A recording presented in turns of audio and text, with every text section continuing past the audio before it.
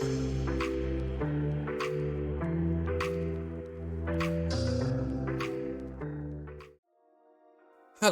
it's me, French Ted, and we are here for episode 99. One away from 100, man. If you told me, what was this? I think it's almost a year now since I started this series, like an actual, real-time year, not a TEW year. Because I think my first upload was March or April last year. That we'd be on episode 100 of our AEW series, then I would have been like, no, I would have given up after 10, but no, we're still here. Anyway, episode 99, we're at Dynamite. We're officially a month away from AEW All Out, because of course it usually is the first week of September, but I wanted a little bit more time just to, spend with you guys, with AEW, and just building a much stronger card. I'm really burpy today, I'm really sorry. But here we are in the pre-show, just the one pre-show match. It's Miro and Coughlin defeating Christian and Luchasaurus. Christian really down on his luck as of late, especially losing out on Aussie Open, wanting to be their clients, who seem to just be flying high right now, as solo acts and as a tag team. But yeah, 80 rated pre-show match. Hopefully that doesn't bite us in the arse and we get some crappy main show ones, but yeah, good win from Miro and Coughlin. Miro with an 88, the rest of them in the 60s. Not much to say. Let's move on. We kick off with Prince Devitt taking on Kenta of Bullet Club Gold this week, and they have been warned that during the match no one can get involved. And in a bout that had good wrestling and a decent reaction from the crowd, Prince Devitt gets the win. He defeats Kenta in just shy of 22 minutes with the double knee gutbuster. Kenta with a 74, Devitt with a really disappointing 72.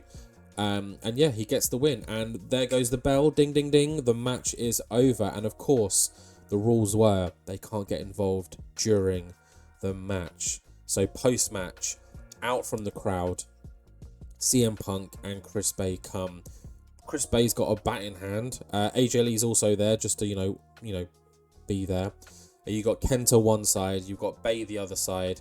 You've got CM Punk the other side. They're all kind of circling the ring now and circling Devitt, when from out of nowhere, Juice Robinson is back.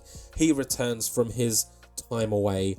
And of course, he has got beef with CM Punk and Bullet Club Gold. And he clears house. He attacks Bay, takes out Kenta, who's already tired from the match. Manages to knock Punk down with one of his Juice Robinson's big old punches. Grabs the bat and he's like, come on. And he gets in the ring and stands with Devitt. So it seems like Prince Devitt is not alone in this endeavor. He has now got good old Juice Robinson, former member of Bullet Club Gold, with Jay White, of course. They have gone their separate ways. We haven't really seen them two interact in a while because of Jay White's injury and his, you could say, turning on Juice Robinson, because they said they were never going to rejoin Bullet Club Gold, and Jay White just went crawling back, didn't he? But yeah, an 85 here, love that. Juice Robinson's back, we love Juice, and I'm sure this will lead to some more dynamic matches ahead. Following on from this though, Matt Jackson is here and he's actually wrestling tonight. He hasn't wrestled since, I think, February, so let's see how he does. He is one-on-one with Swerve Strickland. And in a decent match, Matt Jackson gets the win and he beats Swerve Strickland with a good old classic moonsault. Jackson with a 79, kind of building that rust back up. And Swerve with a 61, not very good, but an 80 overall. I'll take that. Nice solid win from Matt Jackson. He kind of wins the match, celebrates, looks around just to see if Nick's anywhere. And no, of course, Nick isn't. He's staying away from his brother. Following on from this though, Nigel has brought Aussie Open and the Absolute Daddies into his office and just said, alright boys, we've been thinking AEW's around the corner.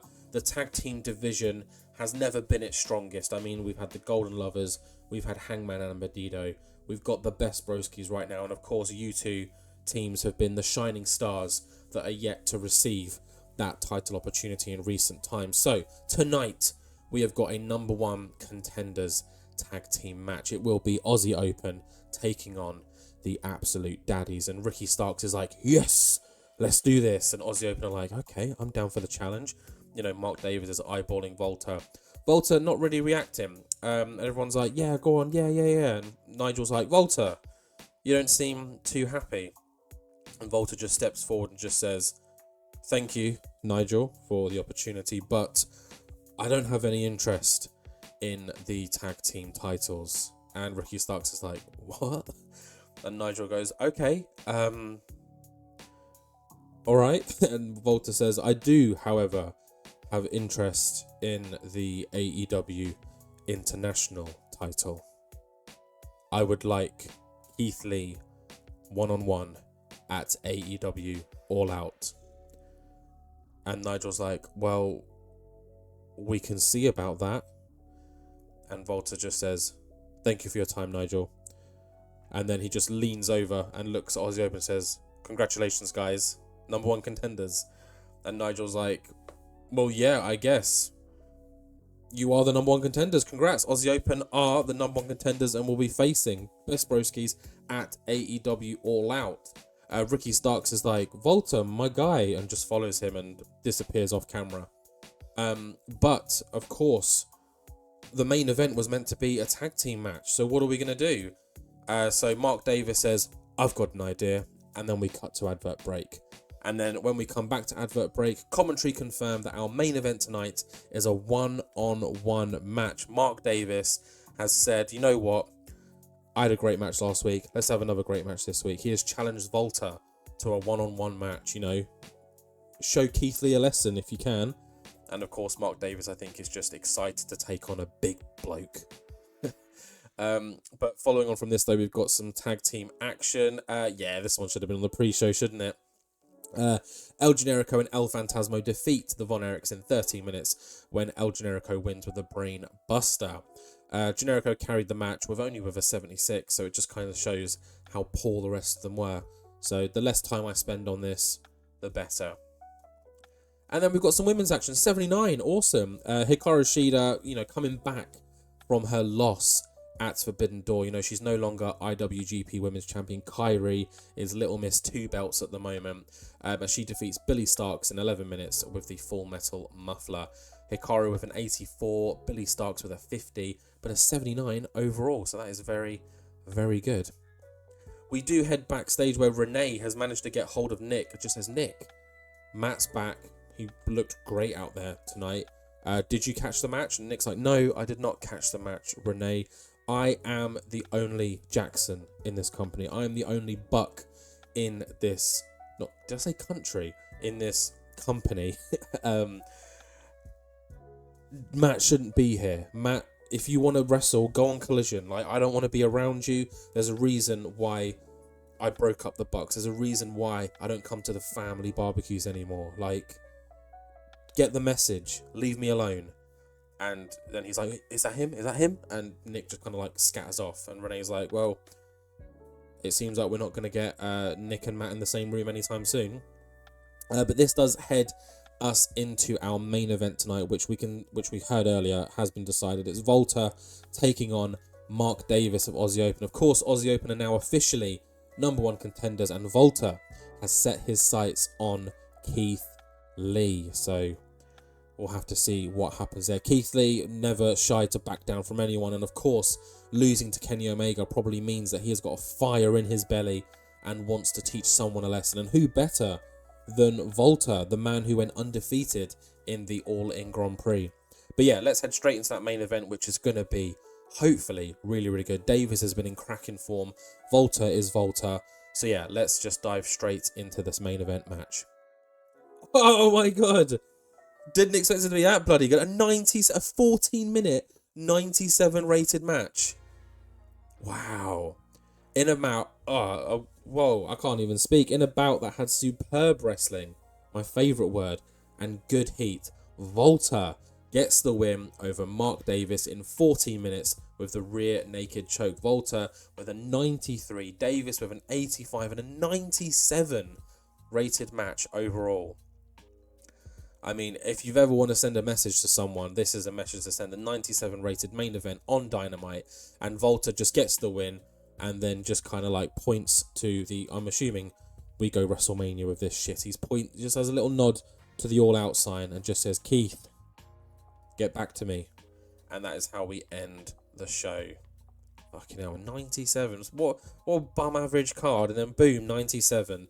But yeah, Juice has returned. He's looking to back up Prince Devitt, so at least he's got someone in his corner when it comes to Bullet Club Gold. Matt Jackson's back in the ring. Nice to see him. We've got new number 1 contenders in Aussie Open against Best Broskies. That match is official for AEW All Out, and Volta is looking to challenge Keith Lee for the AEW International Championship. That is Dynamite done.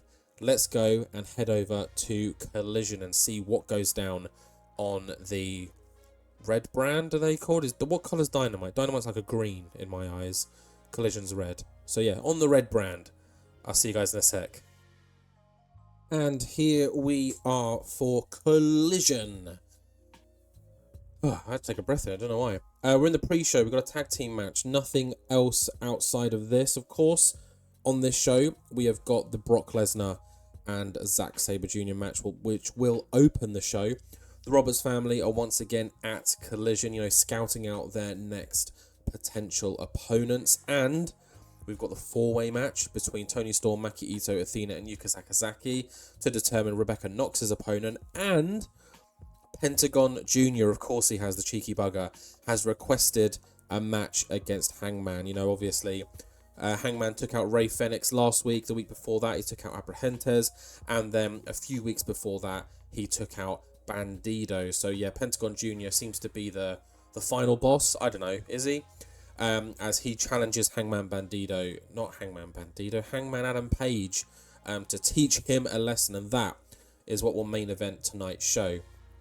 But we're here in the pre-show. We've got a decent match. Darby Allin and Nick Wayne defeating Lee Moriarty and Big Bill in 11 minutes when Darby pins Big Bill with the coffin drop. Darby coming out of nowhere in recent weeks with an 85.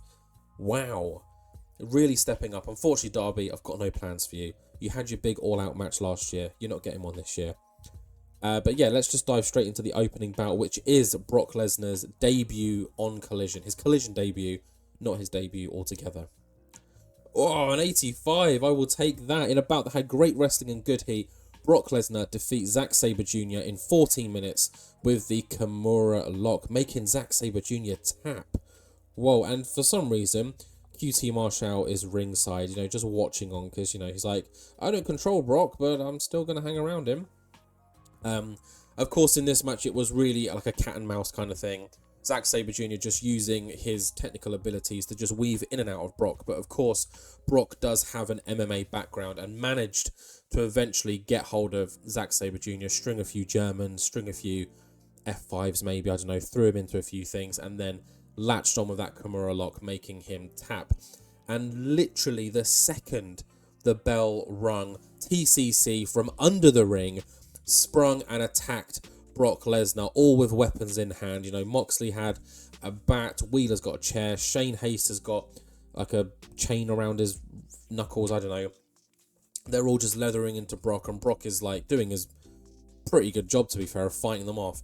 This brawl spoils all the way up the ramp, backstage. Everyone's like having to move out the way. Security have had to get involved, and when I say security, I mean a lot of security as they pull the guys apart. It seems like most, if not all, of Brock's offense is directed at Moxley and Moxley alone. The other guys are just kind of being tossed aside. And eventually we do get this broken up and they are separated. But yeah, a lot of heat here between Jon Moxley and Brock. I'm sure it's going to culminate in a match at All Out, but what kind of match? That's the question. After this, though, we head back to the commentary booth where Chris Jericho is just like, wow, that was crazy. But he confirmed that next week there will be a face-to-face confrontation, contract signing, you could say, between Jamie Hayter and Demi Bennett ahead of their AEW Women's World Championship match at All Out. Following on from this, though, we head backstage. Of course, Nigel's just getting off the phone about the whole Brock ordeal. When Jake Roberts and the remaining Roberts family enter his office, and Jake Roberts says, last week we saw a pretty good display from La Faction in a trios match. And I understand there's another trios match later on tonight with 2 other potential candidates for us. Now, we will be ringside as we were last week, but the decision is not ours. So Nigel, please, can you pick our opponents for All Out and pick them soon. And then they just leave the office, and Nigel's like, all right. So speaking of trios matches, that match is up next. It's House of Black taking on House of Black are former trios champions, but not in their current state, taking on former trios champions Konosuke Takeshita and High Five. And in a pretty decent match, it is House of Black that come out on top. They defeat Takeshita and High Five when Ilya Dragunov pins Darius Martin with that move. I feel like I butchered it in previous episodes, so I'm just going to say he won. Ilya Dragunov with a 76, Brody and Malachi in the high 60s, Takeshita with a 78, nice. Definitely an underused asset, I would say, in this series, and Darius Martin and Andretti, just being them. So yeah, House of Black got a very convincing win. Last week, La Faction got a very convincing win. I imagine it's between those two for the World Trios titles, but we're going to have to wait and see what Nigel McGuinness decides. We head backstage now, where Pac is seen leaving Tony Khan's office and sees Hook and just gets right in Hook's face and just says, I was hoping to see you. And Hook's like, what do you want? And then Pac says, just spoken to Tony. Next week, I'm taking that belt. And then Pac just pushes past Hook, and Hook's kind of just like, brushing his shoulder a little, like, what the hell? But it is confirmed, yes. Funnily enough, episode 100 will feature a World Heavyweight Championship match next week on Collision. The main event, it will be World Heavyweight Champion Hook taking on number one contender Pac. The winner of that match will go on to AEW All Out to face Kenny Omega. Noticing that Pac is not doing well with scripts in the past few promos, so it might have to be that we pop a script on that boy. But still, 90 rated promo. He didn't do well, but Hook did, so still gets a 90 because Hook's a G. So yeah, that's confirmed. World title match next week. I'm very excited to see what happens there. But speaking of matches that can take you to All Out, the following match is our four-way. It is Makito, Tony Storm, Athena, and Yuka Sakazaki in a four-way. The winner will face Rebecca Knox at AEW All Out. Let's go. 79 in a decent match. It is, of course. Of course she's managed to weasel her way back in a fucking title match. Tony Storm defeats Athena, Makito, and Yuka Sakazaki when she pins Yuka with the strong 0.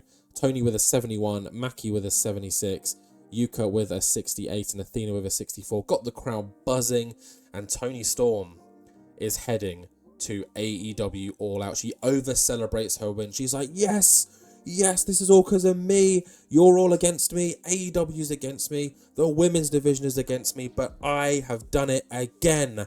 I will see you, Rebecca Knox, at All Out, and I will become the women's international champion. So yeah, Tony Storm, big up, congratulations, you've got that title match, and that is confirmed for All Out. So the card is slowly building, slowly but surely. After this, it is our main event. I feel like this episode's flown by. We have got Hangman Adam Page in his, third main event in a row now or some shit, I don't know, as he takes on Pentagon Jr, former World Tag Team Champions, former International Champion as well.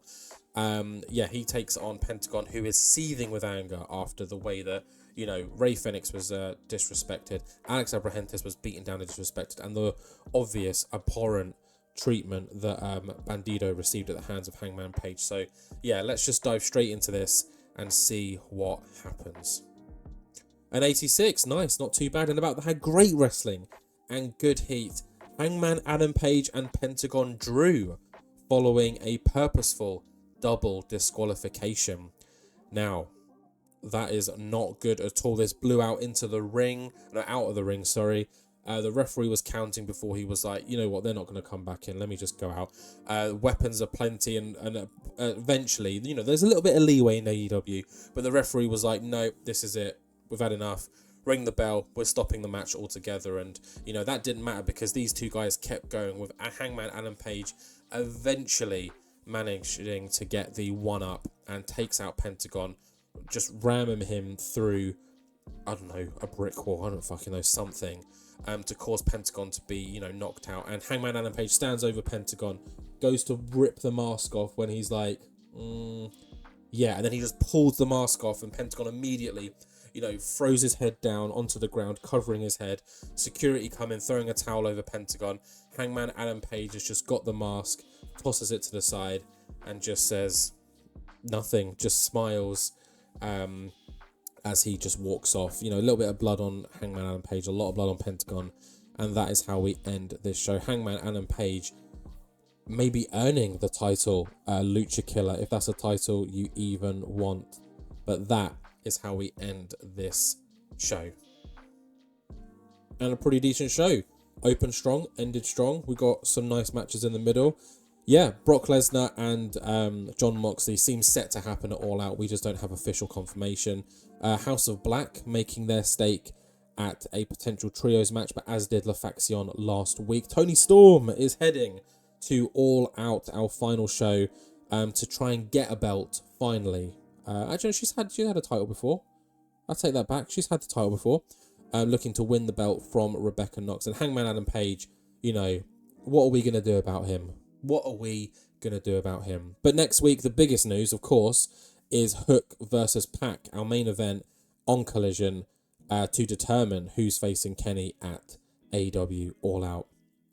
Thank you very much for watching this episode, guys. Next episode is episode 100. Very exciting. And yeah, as always, like, comment, subscribe, share, and I'll see each and every one of you in the next one.